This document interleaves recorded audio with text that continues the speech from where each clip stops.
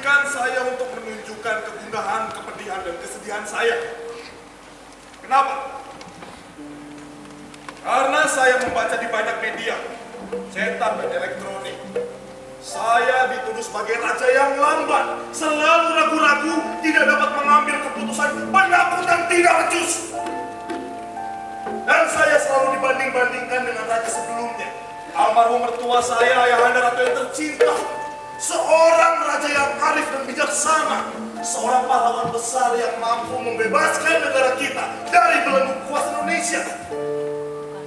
Bukan saya tidak setuju dengan pujian-pujian seperti itu. Tapi anggapan saya sebagai raja tidak becus. Tidak becus. Hati saya berdarah setiap membaca atau mendengar tuduhan seperti itu. Ingin saya menangis kalau tidak ingat dengan kedudukan saya sebagai kepala negara. Tidak pantas seorang raja menangis di depan rakyatnya. Tapi saya sedih sekali. Dan selama ini saya hanya bisa menangis di depan ratu. Maaf Baginda, boleh hamba bicara? Silakan Perdana Menteri. Mohon maaf bila hamba lancang. Menurut pandangan hamba yang sederhana, meskipun sebagai wakil Tuhan di muka bumi, raja adalah manusia. Sebagai manusia, raja boleh menangis jika merasa bersedih. Benarkah? Apakah tidak memalukan jika raja menangis? Tidak, Baginda.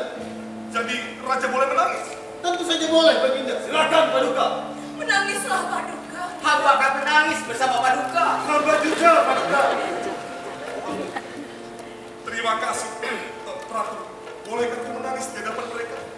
Selama di sini tidak ada kamera menyala, kurasa menangis saja. Tolong bagian ini jangan didokumentasi. Sebentar, Baginda. Sudah, kameranya sudah dimatikan. Benar. Iya, Baginda.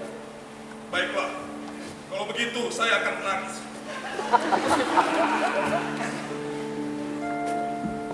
Baiklah. Kalau begitu saya akan menangis.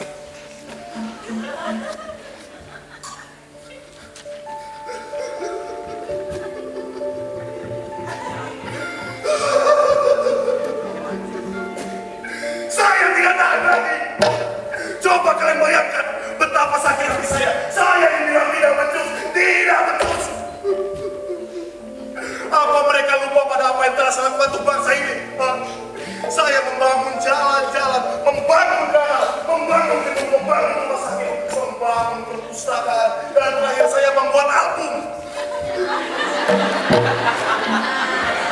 Dan ketika almarhum mertua saya sebagai raja, sebagai menteri pertahanan, saya yang mengamankan negara ini dari berbagai ancaman dan kerusuhan. Dan sekarang, baru 2 tahun menjadi raja, saya dibilang tidak becus.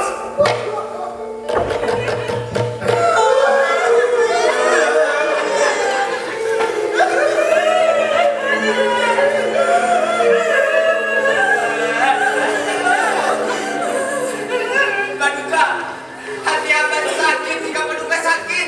Betul, Paduka. Hamba pun ikut merasakan kepedihan Paduka. Terima kasih, kalian memang menteri-menteri yang setia.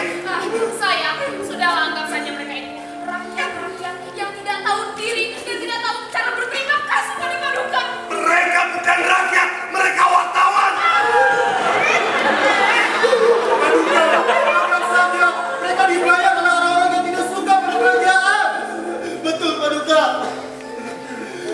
Meskipun Paduka adalah raja di sana, tetap saja ada orang yang tidak suka, Baginda. Jadi tidak usah diambil hati. Tapi saya dibilang pelin-pelan, tidak becus.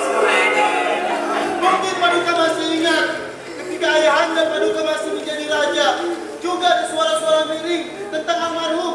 Meskipun almarhum terbukti sebagai raja yang bijaksana, seorang pahlawan besar. Oh, sekarang kamu juga ikut memuji dan membesar-besarkan almarhum mertua saya. Yang maksud hamba, Paduka juga sama bijaknya dan juga seorang pahlawan besar. Ya, tapi kenapa mereka memperlakukan saya seperti ini? Paduka, hati hamba terbakar mendengar berita ini.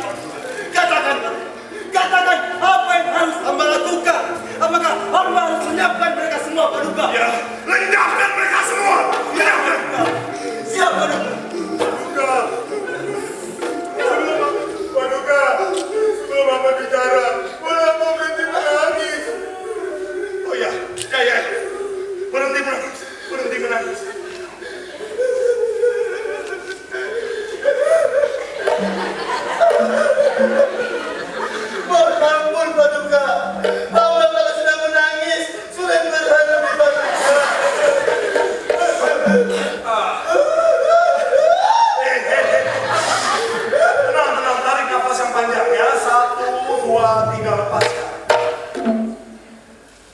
Terima kasih Baginda. Mengatur nafas saja tidak bisa. Bukankah di zaman Indonesia kamu dulu pelawak? Justru itu Baginda. Sebelum hamba menjadi wakil rakyat di zaman Indonesia, hamba merintis karir sebagai pelawak.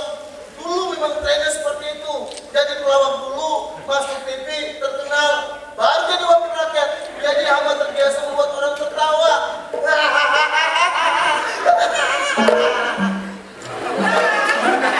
Jadi menangis adalah pantangan buat hamba. Ya.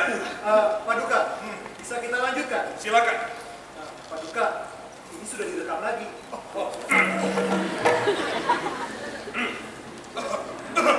Baiklah, kita mulai saja sidang kali ini. Kamu silakan bicara. Terima kasih Paduka. Menurut pandangan hamba, melenyapkan wartawan yang menulis cerita buruk tentang kerajaan bukanlah hal yang baik. Justru sebaliknya, akan semakin merusak citra Paduka di mata rakyat dan juga di mata dunia.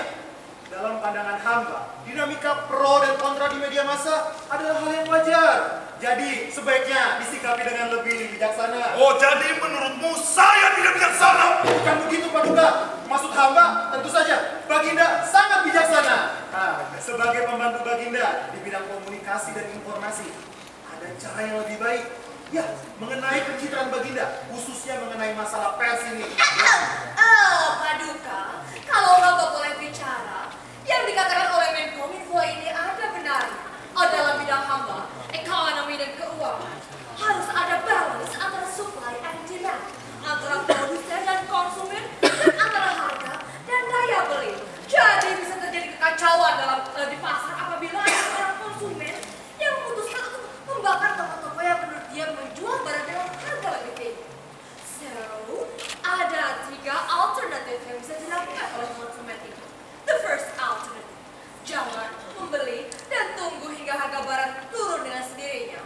The second one, membeli di toko lain yang lebih murah. And the third one, menjadikan ini sebagai peluang untuk Mungkin mereka sudah bosan jadi menteri. Mau buka toko ya? Bukan begitu Baginda. Kami tidak mau buka toko. Yang pertama dan kedua itu saya paham. Yang ketiga tolong lebih diperjelas. Begini Baginda. Maksud hamba adalah, Baginda, dalam hal ini kerajaan bisa diam-diam membeli saham media-media yang sering bersuara miring tentang kerajaan. Kemudian, kita bisa ikut mengendalikan isi berita di media-media tersebut. Dan pada akhirnya, hanya akan ada berita-berita yang luar biasa tentang Baginda. Bagaimana? Bagus. Laksana. Siap, Baginda. Paduka, tapi ini berarti akan menambah beban anggaran kita. Kalian ini kan menteri. Kalian pikirkan jalan keluarnya. Diatur saja. Tentu saja. Baginda, Ya. ada satu cara lagi yang bisa kita lakukan. Ya, silakan. Itu bila Baginda izinkan. Silakan. Cara ini hamba pelajari ketika hamba masih menjadi wakil rakyat di zaman Indonesia. Cara ini sangat ampuh Baginda. Namanya pengalihan.